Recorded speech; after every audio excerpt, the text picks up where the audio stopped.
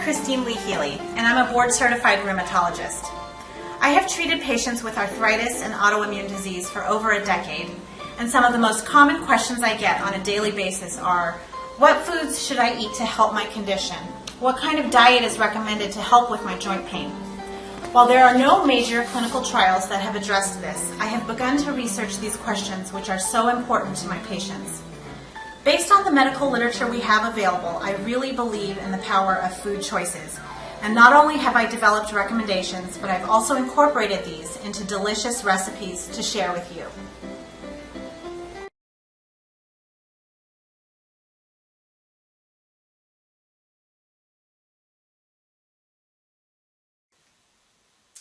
We've been discussing ways to incorporate omega-3 fatty acids into your diet for their anti-inflammatory effects.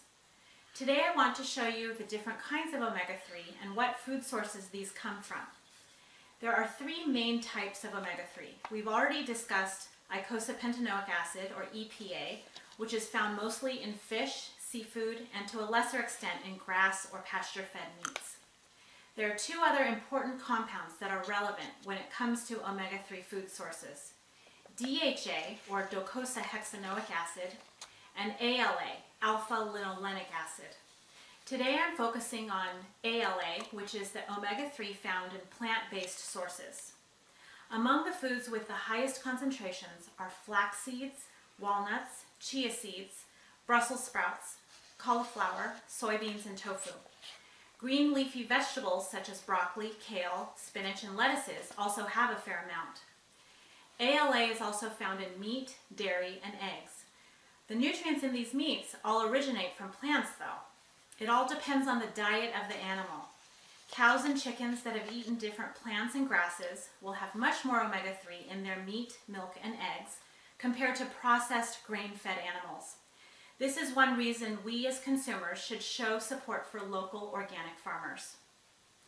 One more thing, ALA must be converted into EPA in the body in order for it to be utilized.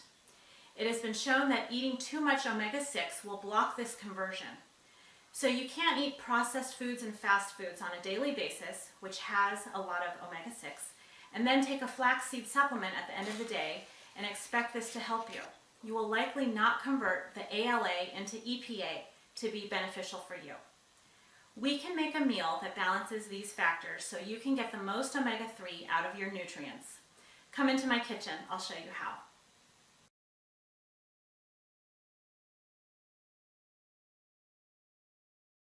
Today I'm making a walnut-encrusted chicken cutlet with a balsamic Brussels sprout side dish. Walnuts are a great source of omega-3. They're really versatile in general and can be used in both savory and sweet dishes. For this dish, it forms a really great crust on the chicken. So I'm actually going to start with the Brussels sprouts. I've preheated the oven to 400 degrees. I've washed and prepared a half a pound of Brussels sprouts, cutting each sprout in half. I'm putting in 1 tablespoon of extra virgin olive oil, half a teaspoon of salt, and some fresh ground pepper. I'm going to toss them a little.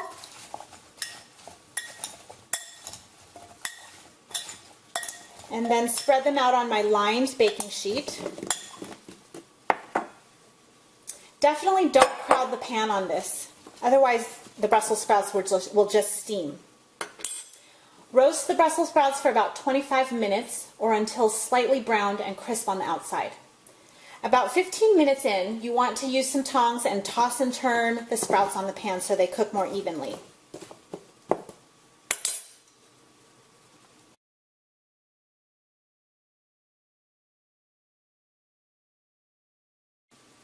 While that's in the oven, I'm going to make the walnut-encrusted chicken. I've pounded out 2 skinless, boneless, organic chicken breasts, just so the thicker parts become uniform with the rest of the piece. I've set up 2 bowls. In the first one, I've put in half a cup of honey, 1 tablespoon of water, and 1 tablespoon of canola oil, and stirred this so it's a syrupy consistency, which will coat the chicken easily. In the second dish, I'll put in half a cup of ground flaxseed, half a cup of ground walnuts, and 1 teaspoon of salt, and mix this really well. Then I'm just going to take my fork and dip each chicken piece first in the honey wash,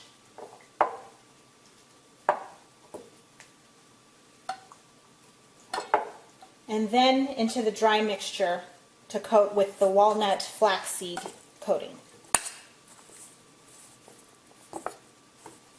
This is going to create a delicious crust on the outside. Just turn it a few times so you get everything well coated.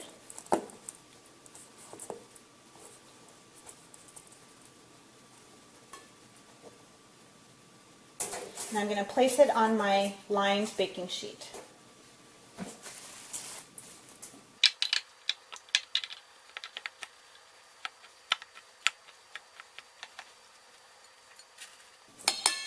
Great, so I'm going to put the chicken into the same 400-degree oven, bake it for 15 minutes, and use tongs to flip each piece over and bake another 10 minutes until the walnut topping is crisp and the chicken is cooked through. My chicken is done, and I've cut each breast into cutlets to serve. It's juicy and tender and has a nutty crunch on the outside. My family loves chicken with steamed rice on the side, and I'm finishing up my other side dish. The roasted Brussels sprouts are perfect. Browned and caramelized on the outside and soft on the inside.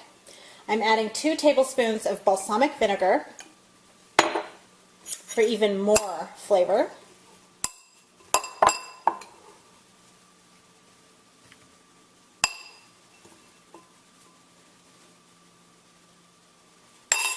Great!